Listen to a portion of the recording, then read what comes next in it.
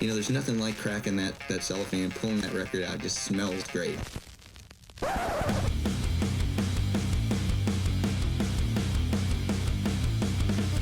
Welcome to BODS Mayhem Hour. Non-stop hardcore energy. I love the show, guys. You're awesome. Unlike any other. With your host, John the Bod, a.k.a. the Bodfather. Man, this stuff rocks. The views and opinions of the guests do not necessarily reflect the views and opinions of BODS Mayhem Hour, its staff, affiliates, or sponsors. Parental discretion is advised. Welcome to BODS Mayhem Hour. Hi, this is Chris. This is Jack. And I'm Bojack. And you're listening to BODS Mayhem Hour. Hey, everybody. Welcome to BODS Mayhem Hour. I'm your host, John the Bod, a.k.a. the Bodfather. And as always, I'm bringing you guys and gals awesome interviews. Today on the podcast, I have the band Ronin, and they have released their new sophomore album entitled Valak the Defiler via Pavement Entertainment, and check out current singles off the new album, Saturn's Portal and Beyond the Pale. Welcome to the podcast. How you guys doing? And please introduce yourselves. I guess I'll kick off. My name's Chris Feldmann, vocalist and rhythm guitar player of Ronin. I am Jack Mauro. I am the lead guitarist and backup vocalist of Ronin. Hi, I am Bojack Hernandez, the current bassist and additional vocals for Ronin. How excited are you guys to have the sophomore album entitled Valak the Defiler out right now? And did the album turn out exactly the way you guys wanted it to? Well, I think that the album got even better than what we intended to have when we walked in, because we worked with some really great sound people. We had the benefit of a really great sound engineer, Frank, who Chris will have to pronounce his last name because I'm good at it. Bo pulled the same thing last week on an interview. Always defer to me with poor Frank's last name. His name is Frank Mitaritonna. He's a phenomenal sound engineer, and he just has a wonderful ear for music. So like Jack was saying, a lot of the things and like advice he would give or suggestions on how to try things out differently, just to have another take. It really upped our game and sort of elevated what we thought the album could be to what it wound up being. On Wonder, for instance, he was like, we were almost done with the song, and he's like, all right, now we're going to throw on some organ, right?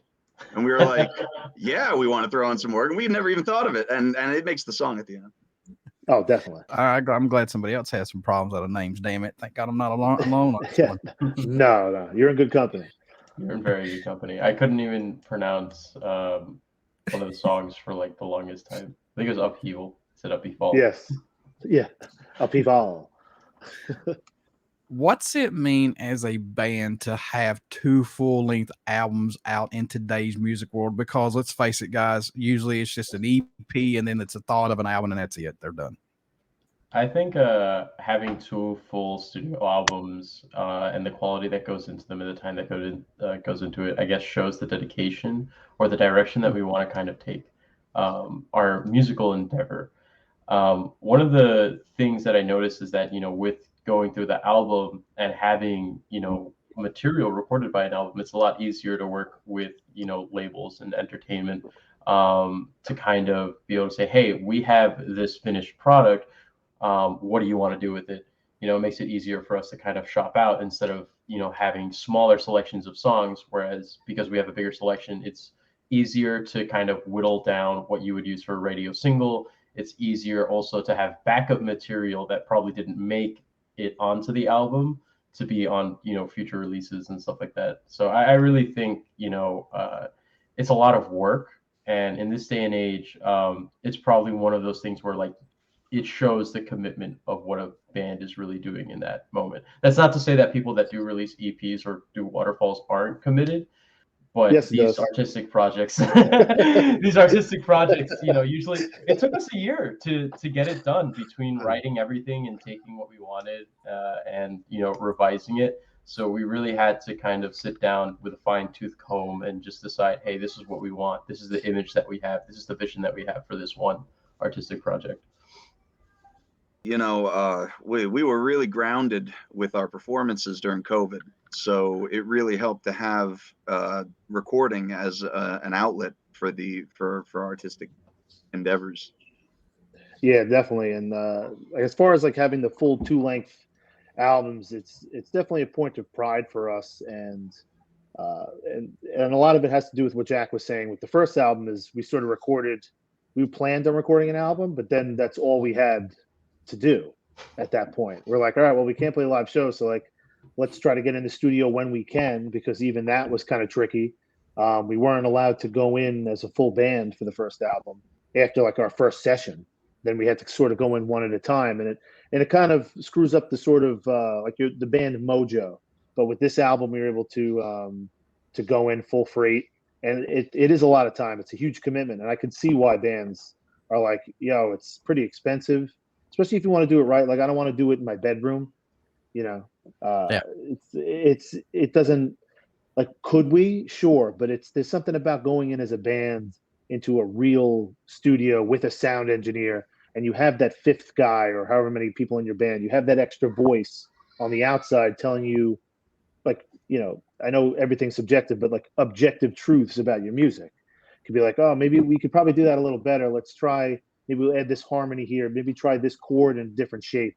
And just having that sort of outside person who's somewhat inside really, I think, helps the end product. And that's kind of how I feel about having full albums. Because like you said, a lot of people don't do that. And it's kind of an old school way of thinking. But I like to think of like an album as a complete collection. And I think my band members share that sort of mentality for the most part. But we're very proud of being able to say, in a pretty short amount of time, have 2 full-length albums. How did the band approach the new album when you first started getting ideas for it and writing on it? Where did you want to start, and did you want to lead off from the second album? Well, we actually had a few of these songs going into it. Well, most of them really. A couple of them are leftovers from the first album, and then one of them Bo brought in with him when he joined up after we lost our first bassist, God rest his soul. And He's not that. We lost him to the great state of Texas. Lord of mercy. Yeah, and then we've been working on. We had a couple of these in our back pocket before the band even started from before a different project. So a lot of it came together too because we started playing these songs live in our shows. And we got some good responses to it. Like Hatred's Mate, we knew right away, the first show we played it in, that was going on the album. It was just, everybody was up on that. That was one that Bojack brought in. If Bo, you want to speak on that song a little bit. Yeah, so Hatred's Mate, originally prior to being in Ronin, I was living in a different part of New York State, and I was working with a different band. That band dissolved due to some internal conflict. I was the vocalist, and I did a lot of the writing between me, the guitarist, and the bassist. I'm still friends with that bassist to this day. We're best friends. Like, we still keep in touch. And I asked him, hey, do you mind if I just take it? And he's like, sure, but you got to trade. So I traded something, with him. And I just brought it over, and I told the guys, hey, look, this is what I have. Do you guys want to mess around with it? Played it for them, showed them how to, play like the major parts of it. And I was like, all right, now you guys do whatever you want with it. Go hard. You have the main riff down. Let's do this. And so it started changing and evolving from its original form and became its own song thereafter. So credits due where it's due. I don't think the song would be anywhere near as good as it is without Jack doing his very unique leads, without Maas adding the drums for the breakdowns, and without Chris's insane vocal prowess. It's a very strong song with a lot of fun crowd participation. Yeah, that was a great addition. And then Jack bringing in, that's sort of like one of the benefits of being in Ronin is your lead guitarist is also a phenomenal singer. It really comes in handy. And not just with harmonies, but now being able to have him feature as the lead singer on a track that he brought in was also great. And it sort of really just adds to like sort of the band, I don't want to say legacy, but sort of what we're known for is not just being pigeonholed into any kind of like sub rock genre. You know, we're not just like, oh, we're a post-hardcore neo-classical band. It's like, what are you talking about? Like, no, like we're a rock band. We kind of dip our toe into all like the little lakes and ponds that are around. And so to be able to have him come in and like show his talents further and contribute in that way was awesome. And again, it just shows the variety that the band is capable of. And you're not just going to see one thing when you come to see Ronin or put on a Ronin album. You're not really going to know where it's taking you. And I kind of like that. So the music video for Saturn's Portal was directed by Tom Flynn at Threshold HQ in Amityville, New York, folks. Yeah. Yeah. Oh man. Yeah. The one and all, not at the house. Not at the horror house. So how was working with Tom on this? Did he get exactly the vision that you guys wanted? Oh my God, yes. I didn't even know where to start with that. That was just such a fun experience. I followed Tom's work before because he's worked with bands that I listen to, like, you know, Covet. He's done Lamb of God and stuff like that. But like I'm mostly familiar with Covet. You know, they're a great group of dudes. And down to the T, we told him, hey, this is what we wanted. You know, these are the changes that we wanted to make. And I'm sure Chris and Jack can probably elaborate further. But working with him was probably one of my favorite experiences so far. It was just so cool being able to, you know, goof around, jump around, and, you know, even do fight sequences and stuff. Yeah. It was one of the most tiring experiences of my life. I was exhausted. I could barely move the next day, let alone like I couldn't play a show the next day. Oh God. We all got whiplash.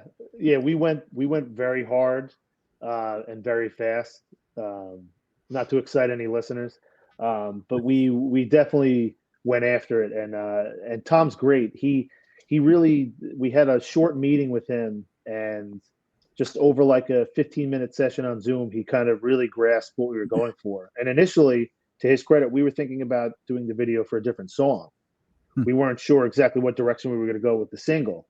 So we kind of had ideas based around, you know, loosely based on lyrics for that song. But we were able to retool it very quickly. And, you know, when we got there, he was prepared. He had his crew.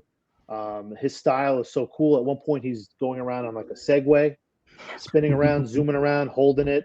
I called it the crotch cam because he was holding it like right at that height. And it was perfect. Like he's just like, he's zipping around, and then you're like, man, like this guy's intense. And like Bo said, he's done some very big acts, and you know, his work really speaks for itself. But to speak on more of what Jack was saying, man, it was definitely intense. And he even noted himself, he's like, a lot of times people ask for breaks like every 10 minutes. Like you guys just, you know, you do a full take, you take like a quick breather, a sip of water, and you guys are right back in it. And we finished with 4 hours to spare based on what was planned. And he was just like, wow, you guys freaking cut right through this. Yeah, right after that filming of that, we did a photo shoot for the release as well. And you'll see we look really, really gritty and oily. That's all that's all real. That's not makeup or anything. Yeah. That wasn't done in post. That's the pure Ronin shine. That was au naturel. Yeah. See, y'all about killed Jack. Jack's not letting on. He's like, hey, motherfucker. No. We all got whiplash at the end of it. Everybody. Jack is actually, Jack's been in that chair since we filmed the music video. Hey, I've lost I've been on this Monjuro for like 7 months. I went from 402 down to 366. I would have been dead. You would have killed my ass. I'm done. No, fuck you all. I'll sit here. You can put me in the video somehow, some way. I'm done. Yeah. Like that. Congrats on that, by the way. Keep it good going. on you. Congratulations, man. That's awesome. Yeah, it's I'm still gaining my strength back. Like I'm finally able to walk up the steps, like not like an old man, like, you know, 1 foot. It's like one step. And well, that's, I mean, that coming down to a different story. Man. Coming down to a different story for now. Yeah. But it's progress. That's right. Progress. Always forward. Did the band add anything differently on this new album musically than what fans are accustomed to hearing from Ronin? I would say so. Yeah. As you know, been discussed, you know, I obviously am the newest member, new bassist. I have a very different music taste in comparison to everybody else, and everyone else also has like very eclectic music taste. And I think the most like you know, bizarre collection of like music is Jack's. And credit to her too. I like some of the stuff that he plays, but I think we really like went in on, you know, kind of like matching each other's energy based off what we like playing and based off what we, you know, like the type of genres and styles that we like, you know, listening to. Like I like doing lots of scales and stuff like that, so you'll hear a lot of bass scales when I'm playing, that I don't think were present in the first album. You know, that as an example. So I would say, you know, there's a different touch of it musically because it's a different formula. It's a different, you know, chemical bond of, you know, different people, and you know, as they grew as musicians. Because when I started with them, with these guys, you know, I've seen them get better and better as musicians. You know, every single time that we play, every single time that we jam, they're always trying something new. You know, we're always pushing ourselves. And I think, you know, at that time, you know, we had just pushed the bar for them so much where it's like, okay, now this next song, although it's a challenge, it's something that's within our reach. So we're constantly pushing that, you know, threshold for us to try new things and try different sounds and whatnot. And I think that's, you know, something that we really let shine on this album in comparison to the first one. So when you came into the band, Bojack, let me ask you this though. Was it difficult on what you wanted to bring into this band musically, or were you just said, No. okay, I'm just gonna do what they asked? Not at all. I primarily play guitar, but I love playing bass. It's a fun instrument, and I was just having fun. You know, Chris and Jack can tell you. I walked into the studio, I played their songs, and I had already been listening to that first album prior to them like even meeting me, and they were like, "Hey, learn this cover." It was a Metallica cover. I already knew it. And then learn our discography. Oh, I have your album saved. I didn't say anything. I just walked in and went like, "Yeah, let's go." It was great. It's the truth. Yeah. Yeah. I was pretty sold the first day we had him in there. Honestly, after he started playing guitar, I was like, shit, should I be playing bass?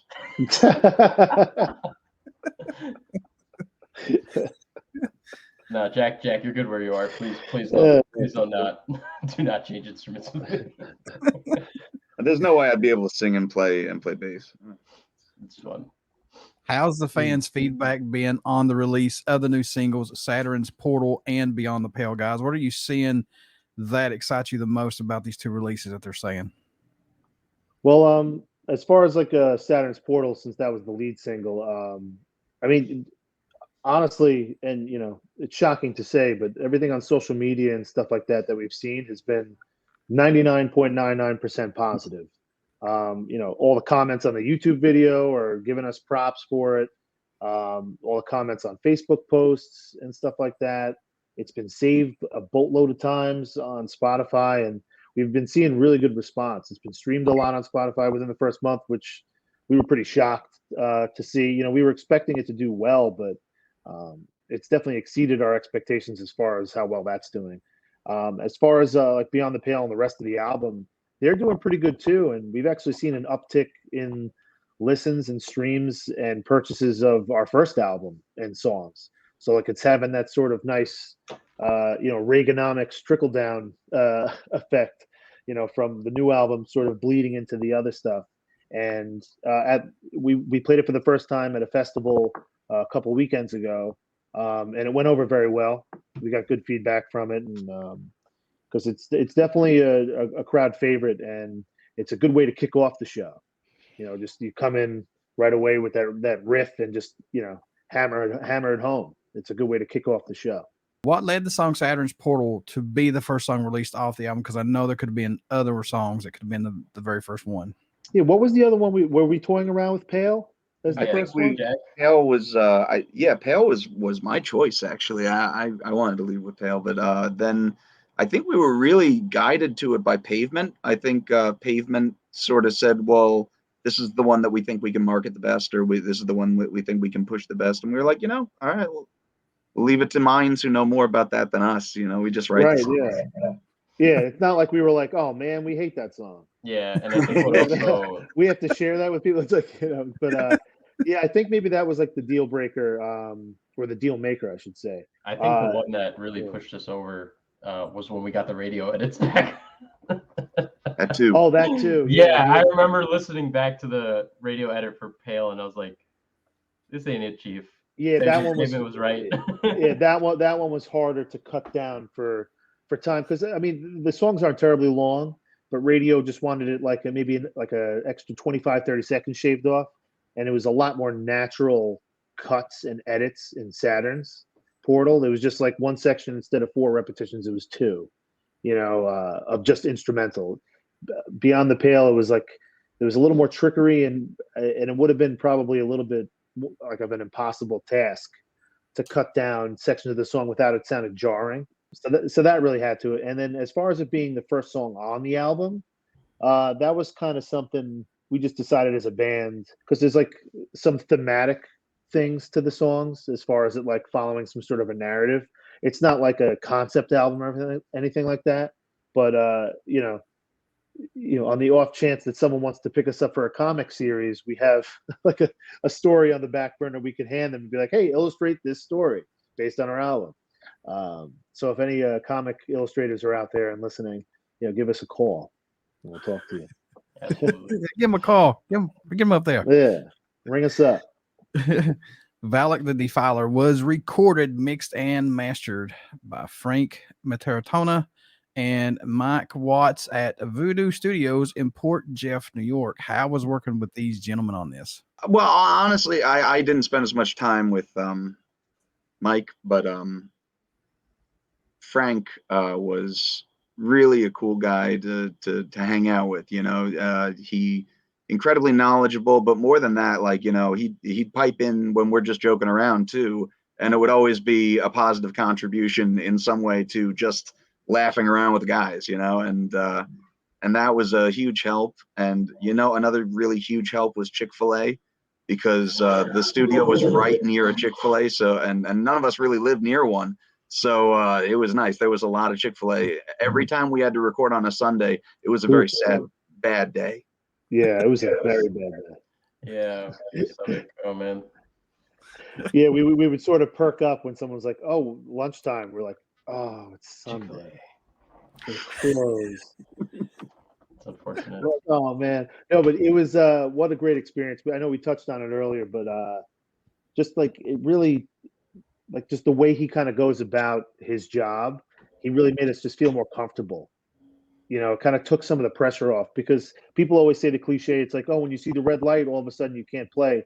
There is truth to that. Like when you get down to it, it's like, oh man, I have to actually like nail this, and the clock's ticking, which means the money's racking up. It's like, all right, time literally is money here, and you don't want to be the one to be like, wow, he's taking forever on this part, why can't he do it? We each all had our little moments.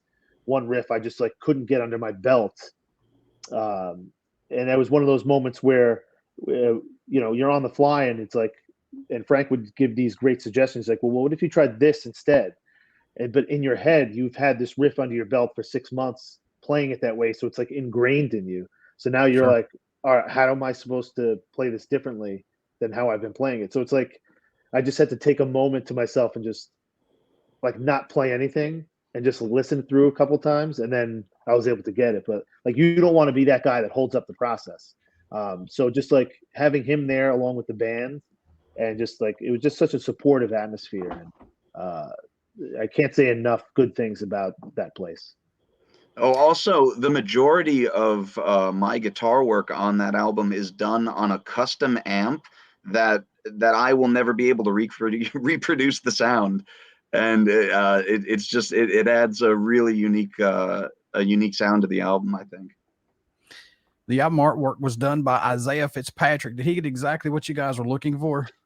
Yeah, so Isaiah is a friend of mine. We've been online friends for about a little over a year or so, and he does his own web series of, comic-esque, like sci-fi comic book stuff. And a little while ago when I commissioned him for our logo, I was like, hey, do you want to draw a samurai? And he was like, sure. I said, okay, I didn't talk to him for a year. I came back with the album idea, and we had sat at a diner just like drafting ideas for like the cover and stuff like that. And I'm like, guys, we need to like come up with like an idea of what we want this to look like.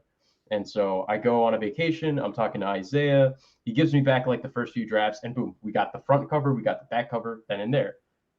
Later on, Pavement's like, hey, we need at least 6 more pieces because we want to do a full case. We want to do, a panel. So I sat on a call with him for 8 hours, just working through these details until they were right down to what we needed. Non-billable Non-billable hours. Very important. Non-billable hours. I sat with him. We were sending drafts I had that in writing. and stuff. We sent drafts and stuff. I was putting everything in like Adobe Photoshop to make sure all the lyrics were matching up and everything. And it came out so good. I'm so happy with how it came out. The guys are very happy with how it came out. And anybody who has a hard copy, the feedback that I get from them is like, wow, this looks really cool. This is really awesome. Because there are like intricate details that allude to what Chris said earlier about the story behind the album. Through the art that you see, you can see that there's a conflict. You can see that our, mascot is facing off against something. When you look at the CD tray, you can see, the Valak eyes. And when you open up the, jewel case, you have like the zombies, the samurai zombie sword in hand and stuff like that. So there it, kind of goes to allude to something that we, would have in the back pocket if we wanted to elaborate on that further. And I think, having someone who was really artistically in tune with world building like that, where he's, building his own, comic series and stuff like that really helped a lot. And I think, it really gave us the product that we wanted at the end of the day. Was there a track for the album that totally ended up sounding different than what it was intended to? Was there one that kept changing or no? I think Upheaval, no, because we changed that so many times. Yeah, that one is probably a good example to give. That one or the title track, Valak. There's a couple of sections in Valak the Defiler, the actual track that, we toyed around with different ideas, like the bridge section. We toyed around with ideas of maybe more vocals popping in different sections, but it didn't quite work. So we just kept the one harmony choral spot right in dead center. How to get into the bridge kind of changed. There's the one sort of drum, like the band pulls back, and it's like a Led Zeppelin "Fool in the Rain" type of thing that Maas does on the drums. We edited that when we were in the studio. But Upheaval is probably the best example of, because that one's pretty proggy. It's got some Mastodon inspired riffage and sections, and there's some gang vocal spots where it's like maybe a little bit more like scream type of singing in that section. So that song was definitely more of a beast to sort of tame and get down, and then figuring out that outro was something we sort of tooled around with before we went to the studio, but also fine-tuned when we got into the studio. So I think that's a good example, Bo. Yeah, I mean, Jack could even tell you his parts changed for that a lot. Yeah, poor Jack on that song, because that song's a pain in the ass for you to begin with, and then to have to then alter your parts. Neutered. Yeah. Yeah, Jack. Why don't you tell us a little bit about that? The vocalist has to have his part. No, that's the lost track. That I don't recognize that track actually. That's not on my album. That's not my canon. Yeah, I protest that. Yeah, that's not my canon. I do not agree with Filoni's Star Wars. I think that. I love it. Oh man, come on, don't make Jack the Jason Newsted of the band. Come on, no. Come on. First the video, the photo shoot, and now this shit. I mean, we beat him down. We take away his toys. We take away his riffs. No, he has some pretty good riffs in there. That solo was so good. The first time we recorded scratch tracks for it, he recorded 2 different parts, and it just sounded so well together. We ended up keeping the one part, but yeah, we like fused them together into one. Yeah, that's a Franken solo. And by that I mean Frank in the solo, working it together with his computer magic. Yeah, with the movie magic. Yeah, I understand these are your babies. I get it. These songs are your babies. But any track standing out more to each of you than any right now on the album? I know you've got to have some favorites or some sleepers that you can't wait for people to hear. I feel like we all have the same answer as one, but some sleepers probably. Should we? How about we count it down, and on 3 we all say it together. Okay. All right? We have not rehearsed this. We do not know what each other. Yeah, I don't know what he's gonna say. I don't know what Feldman's gonna say. Oh, this could be good. All right. 3, 2, 1. Wonder. Wonder. Oh wow. Really? So I really enjoy that song. I enjoyed recording it, but I also feel like it's one of our underrated tracks. Every time I hear feedback from the album, I'm either hearing Saturn's Portal, I'm hearing Hatred's Mate, I'm hearing Beyond the Pale, I'm hearing Wonder, or I'm hearing the title track. I never hear anything about Upheaval, but there have been 2 people that have approached me about Upheaval and said, "Hey, how dare I really like this song." How dare you? They're like, "Hey, I really like this song. I think, this might be my favorite one off the album." And those people are, like some of like mutual friends of mine, but they really enjoy that song. And I think like that is probably the most underrated. But if we had to say like the one that sticks out, definitely has to be Wonder. If we're going in that direction, I can't like disagree with that, because everybody who listens to the album through and through, the second they hit Wonder, it's already a change up, and they know like, hey, this is, a different step in the album. It is, it's closing time, it's closing hour, and it's just a very dramatic, piece, and I love it. It's a good song. But yeah, Upheaval, that's me. I like hearing that, because something I noticed, if we have to crunch the numbers on streaming, which is like, boring, but that one has like such a high amount of saves on Spotify compared to the other tracks. Doesn't have as high streams as some of the other ones, but the saves are really kind of stuck out to me. So I'm like, oh wow, there's actually the people who are connecting to that song are really connecting to it, and like they're going back to it, as opposed to just going through everything just through like one shot. So I mean, I kind of understand what you're saying, Bo, as far as the like it's sort of being unsung or under appreciated. Yeah, no, I think Pale is probably the best song we've recorded. Nice. But overall, the album, over both albums, not to say that I don't love all the songs that we did, but I just think that it's another level of recording for us, and it sounds. It came out really professional sounding. I think it just sounds complete and all together. That would be my pick on the album there. For Sleeper, I think, Wonder for sure. I think that it might get overlooked because we put it at the end, and I hope that everybody can find it, because that's my favorite song too. That's my favorite song off the album. Yeah, Pale is really good, and I think that what really kind of pushes that one, I really think it's the bass line. It's such a groovy, driving bass line, and it just like really, like the song just propels forward until that break in the middle, and then we bring it right back up. That's a really good point about Pale, and sometimes I overlook it too, because it's just like I'm like, oh, like it's just rocking, and then I'm like thinking about other things about the album. But that one, again, I love them all, but sure, Wonder's the one that always, I think, sticks out to me, and I think it's because it's so different. It's it's the ballad at the end, like Skynyrd style ballad. But yeah, it's their Wonder Wall. Oh, yeah, right, yeah. So, is the track listing placement important for your album or EP releases? Does it have to have a flow, or you just put them all on there? We kind of sat down and discussed importance of placement for sure, even without even if we didn't have some sort of like through line narrative like loosely in mind. I think placement definitely matters, because the first album we definitely discussed where songs should go, what should kick off the album, what should end it, what should go in the middle, and there was no through line narrative for that one whatsoever.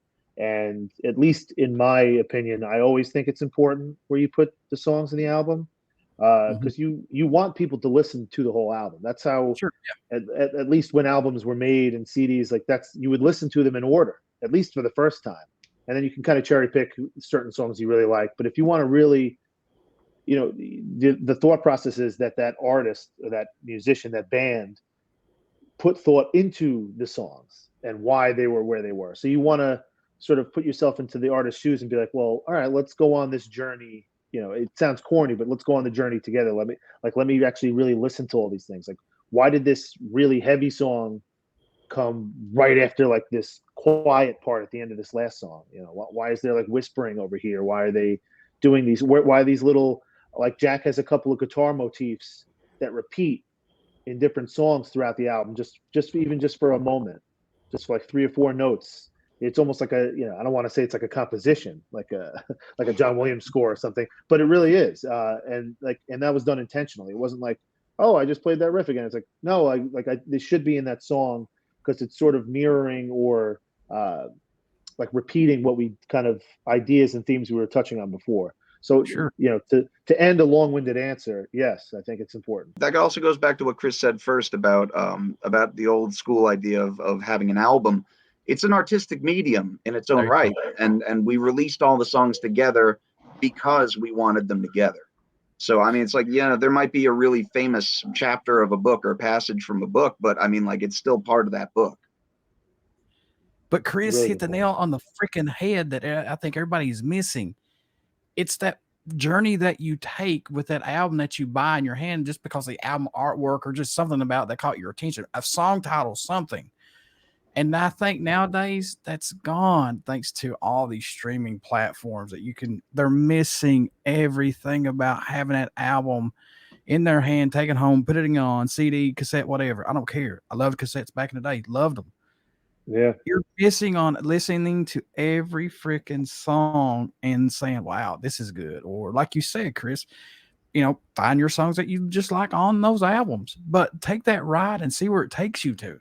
That's so, it's like it's not there no more, sadly. Yeah. And I feel like some of it's like a lack of connection sometimes with the streaming. Yeah. Because like streaming, it's just, it's there. You can it's on a playlist with a bunch of other bands and stuff, which is cool because I used to burn CDs with multiple bands and stuff. It's cool, but there's some sort of disconnect. Whereas if you're ingesting a full album from a band, that they did this for a reason, and you're sitting down with it. Not necessarily you don't have to have it physically, but something about the album. I feel like there's more of a connection to the music, and I think that's where those like fanatic fans show up, like the ones that are deeply rooted in your music and like they have to see everything you have. It's not just like, oh, they released a single this week, I listened to it for a week, and then so and so released this single, now I'm completely there in the back seat now, like I'm not even thinking about them, I'm on to this thing. It's like you want them to stick with you, so it's hard to get that connection with fans. And that's kind of really, I mean, why do people make any art? It's to try to either express themselves and then sort of connect that expression with other people. And at least that's why I write lyrics. That's why I write riffs and music. And I think the band feels the same, maybe for different reasons. But for me, it's like just wanting to connect more with people. That's why going to a festival is so cool. Going to concerts it's that communal experience. Like there's nothing better than screaming the lyrics to songs that you've listened to for 10, 15 years, or brand new songs with people that you've never met before. And you're there for the same reason. You're there for common purpose. And I love having an album. I could talk about it literally all day. It's like, what's the growth musically you've seen from yourselves working on this album that impresses you the most, if anything? Like has guitar playing got stronger, like writing, vocals, or anything gotten much stronger that you've seen in this album? Oh yeah, we have definitely benefited from being together as a band for we are together now 5 years. In that first album, I've been playing music my whole life, but I had picked up the guitar literally 2 years, I think actually no, 18 months before I recorded the first album. So I barely knew how to play my instrument and I was trying to, and now, this time I've been playing a lot more in that 2-year stint between albums there, and I think it shows. Yeah, February of 2019 was when we talked. It was my birthday in my old house basement, talking about forming the band, coming on board as the lead guitarist. And you're like, well, I don't really play guitar, but I can pick it up. And I was like, all right, cool. Yeah. I've been playing for basically all my life. I've been playing since I've been like 12. And I think just getting a better grip of working with musicians that have a specific idea or a specific sound really helped me grow as a musician.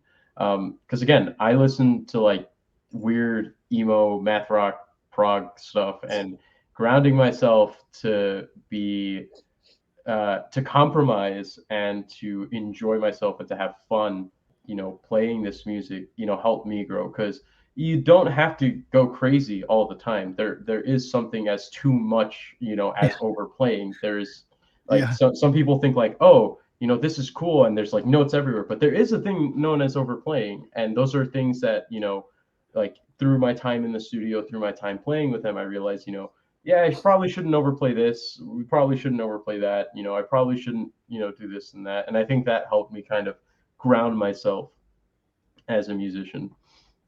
Like poor Zach Wild, he's got like 15-minute guitar solos every time you turn around. Right. And he's at the level where it's warranted. Like he can take those liberties. It's not like like a brand new band. It's kind of hard to break through doing that. It's like, what the hell are these guys doing? I know for myself, I definitely have pushed myself more with like the riff writing and trying different chord shapes, and maybe a little bit more technical, like with songs like Upheaval and Valak, some string skipping stuff that maybe I was sort of shying away from because I wanted to stay in my comfort zone. And Bojack definitely kind of brought that out in us, as well as like we talked about Frank in the studio. Vocally, I tried to really push myself to try more different styles of singing depending on the song, because one thing we like to do is like we like to do what's right for that specific song, not necessarily let's have the same approach on every track. The one thing was like, okay, we want to make the song the best that we can, but like what makes sense here? Like, should I be like, in Jack's case, like, should I just be shredding here, or should I be playing something more melodic, something more like something more reserved that makes more sense? Whereas some bands will just go for broke, and it's like that's great for like some people, but you can't do that all the time. And like Bojack was saying, you can't go a million miles an hour all the time. You can't play a million notes per second all the time. It's like it's very impressive, but sometimes it can be taxing on the listener, where it's like, all right, it's like I get it, like holy crap, like you're beating me over the head. Yes, you're better than me at this. Thank you for proving it. And like Bojack said, I think the element we like to bring, especially live, is fun. Yeah. We take our music seriously, but we don't take ourselves too seriously. So like to have a good time. We like to poke fun at ourselves, and we like to play live. So when like little mistakes happen here and there, it's just proof that we are playing live. We're not trying to hide behind anything. We want to be ourselves and play our music and have a good time. We're going to throw Ronin out the window for just these next two questions, because we're going to get to know each of you personally here, because these are my hot questions, as I say. These are the $1 million ones. I never get $1 million. It'd be nice, but Same here, man. If you could write an album equivalent to your favorite band's album, which album would that be? If you could say, man, if I could write an album like Pantera's Lower Display of Power, I want to write one just like that. Oh, that's a thinker. That's a good one. That's also a good choice. Oh my God. Example. My favorite band is Metallica. I think it's definitely an obvious inspiration for approaches I have in both vocals on some tracks and the aggressive guitar playing rhythm wise.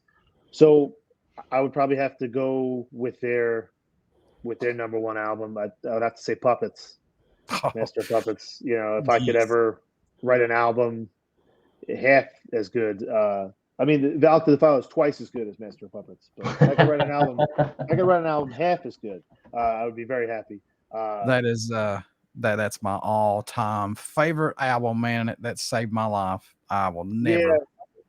I mean, it really changed my life. Like when you just hear that song, and that's another album where it makes sense. The flow of the album, the track Oh, placement, yeah. Starting off with the acoustic bits on Battery, and then just then going into Puppets. It's like it's such an odyssey, that album, and it's 8 tracks from a band that was relatively unknown, and just like where the hell fans of the band knew where they were going, but Right. like you're getting slapped in that sonic sort of wall of sound that they have on that album. It's just great, and no song overstays its welcome, in my opinion. Oh no, I agree with that. Yeah. And that's something like the guys will attest to it. Like I prefer longer songs, and I'll write longer songs, but they don't have to be. Like I think that's a testament to these guys. Like on this new album, was making the songs a little tighter, and the songs I think are better for it. Whereas I think if I was to revisit our first album, we could have used some of that editing, and I could have taken like maybe some repetitions out of songs here and there, and I think they would have been better off. But Puppets, I think, is an example of an 8.5-minute song that deserved to be 8.5-minute song. Or Orion, like Orion, dude, yeah, an instrumental on a fucking heavy album. Just over 8 minutes. It's just like come on. Fleming, Rasmussen, and those guys caught lightning in a bottle after track after track after track after track. And I was like, man, is this like the Robertson guy that stood at the crossroads going, yeah, give me that guitar, devil. I'll see you in 10 years. Yeah, exactly. But that would be my pick. Well, I mean, I wish I could be brilliant enough to do what they did on Sgt. Pepper and just hide the death of Paul McCartney there. I knew this is where we were going. I mean, it's in every single song. It's in all the lyrics. You just have to look. It's right there. But I mean, really, I instead of going down that rabbit hole, that I mean, if you give me a whiteboard in 3 hours, I could change your mind. But like, I'm just gonna be the one to say, like, we wrote the album that we wanted to write, and I mean, like, maybe it could have been bigger or grander if we had a little bit higher of a budget.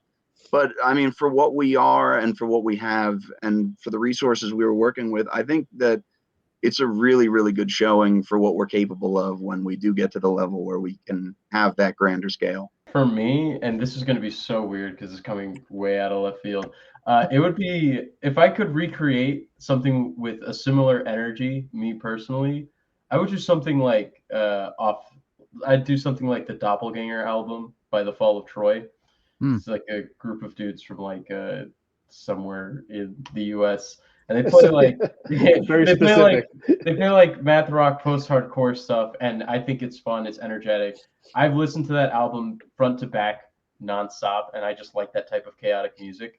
And the energy that Tom has on that album is so great, and there are so many hits on that. It's crack. There are so many hits on that album where you like. Once you listen to it, you know that there's a purpose behind each song, and each song kind of like melds in together. Jack's dying over here, but each song kind of like melds in together. And if it's his turn to laugh at you, just like how we did with Valak, where everything like melded together in a way that we wanted. I would replicate something, but like with that chaotic energy, and I mean just like notes flying everywhere, tapping everywhere, really weird and obscure time signatures and stuff like that. That's just me personally. If you could be a member in an iconic band and play one of their legendary shows, which band would that be and what show would it be possibly? Jack, are you thinking of the last performance of the real Paul McCartney? Oh, dude, no, I know. I'll be boring again. I'll choose Metallica. I would just play an additional guitar, or maybe I would just stand there and hand Hetfield his guitar. There you go. And I would probably have to choose something off the Live Shit Binge and Purge collection. Probably Seattle '89. That's a brutal. And I specifically, I would probably choose The Thing That Should Not Be, that performance. My God, how just like incredible that song was on that concert. and they had such energy and just full of piss and vinegar, and I think that would have to be it. And I would probably also get to have one of the cool haircuts with the shaved side and the long mop that they had. Yeah. And then maybe I would have like a little earring, a little hoop earring like Hetfield did. So that would be me. I would take any concert by Tom Waits. Just give me one of the crazy, ridiculous rhythmic things that he has, and I'll stand in the back and just bang on it. And I'm sure it'll sound really good for everything else. Impossible to mess up. Every time I listen to that guy, I have to drink water. It's like my throat. I can't. It's like, oh no, but dude, just hang on a second. Let me drink. Take a drink of this. But he's got that classic bar voice. That's the thing about it. Yeah. Oh, I mean, let's also say 20 years ago, back, before he really couldn't speak anymore. Doesn't really work nowadays. Right. I would pick System of a Down, if I'm being honest. Nice. Okay. Anything pre-Toxicity. Any one of those shows pre-Toxicity, because their self-titled album, I think that's pre-Toxicity. Their self-titled Hypnotize and Mesmerize were pretty good, but I think that self-titled that they did was just fantastic, back to front. I can listen to that all day. It's my workout playlist whenever I'm lifting heavy. So System of a Down any day. They're just wild. They're insane. They're crazy. And if I could be a part of any one of those performances, I would just throw me in there. I don't care which one. I know the catalog. Just let me go. System of a Down, I don't think has been mentioned on here like that, and I don't think, Tom Waits has been mentioned before. No, he hasn't in Iconic, but no, Tom Waits and System has not been mentioned. So there you go. There's two new ones. There you go. Yeah. Originality. I just think System is so wild. I've seen their live performances on video, and they go crazy. They have fun with the audience. I know there's a video of Darren out there. He's like, F you, F me, F you, F me with the crowd, and it's just so much funny. There's a video floating around of Serge just stopping mid-song, going meow meow meow meow meow meow meow meow, and then going back into the song. That's the type of performance that I like to see, and we like to have fun and have that type of energy anyway. So why not? Hell yeah! Yeah, but haven't you seen a band though live, and you're like, I could have just listened to the damn CD of these tracks, man.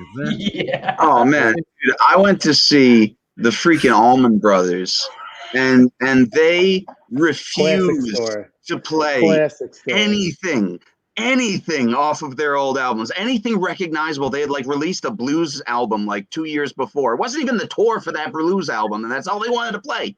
And then at one point they had the audacity to tease the lick of Jessica, and then they didn't even play the song. Oh, dude, yeah. Oh, no. We just hit a nerve jack. Oh Lord. Oh yeah, this has hurt him for many years. It has. Deeply wounded by the Allman Brothers. First it's Paul McCartney. Now it's the Allman Brothers. Yeah. and then the you got to just start the beef when you can, right? Yeah. Never too late. I think y'all need to be more nicer to Jack, okay? Because he's sitting on that time bomb. Y'all waiting. Y'all pissing off. I'll start my own fucking band. I'll become the Jack. We love Jack. We appreciate everything he does. All right, folks. Ronin has released their new sophomore album entitled Valak the Defiler via Pavement Entertainment. It is out right now. You want to go out and pick this album up. So, guys, how can folks pick this album up? All the singles, everything under the name of Ronin. How can they do that? They could find us on all the streaming platforms. Ronin. Just type in Ronin, Valak the Defiler. You'll find the album. You'll find our pages, our artist pages.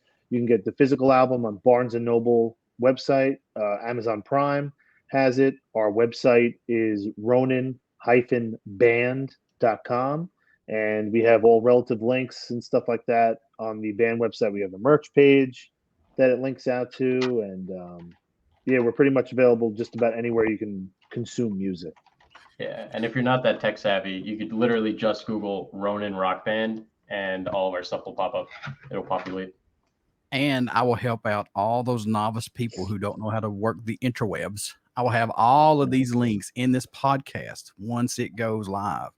So it will Beautiful. be there for everybody. Everybody stick around. We got some great stuff coming up. You only hear these interviews right here on BODS Mayhem Hour. Please get out, check out our Facebook page. It has our podcast link and our YouTube link that I hope you guys and gals will go to subscribe. And just go subscribe to it. And I hope you like what I'm doing. Also, please check out Ronin. Pick up their new sophomore album entitled Valak the Defiler via Pavement Entertainment, and you won't be disappointed. So do that for me, folks. And guys, thank you so much for being on the podcast, and I wish you all nothing but the best of luck. Thank you for having us. Thank we you so appreciate it. much. We No apologize if someone's having an attack in the middle He's of your doing his program. thing. He needs a minute. He's Yeah. having a good time.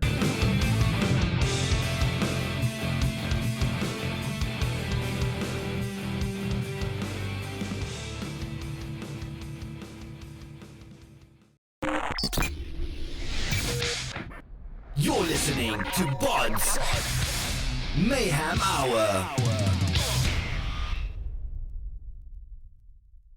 Follow us on Facebook, Twitter, and Instagram.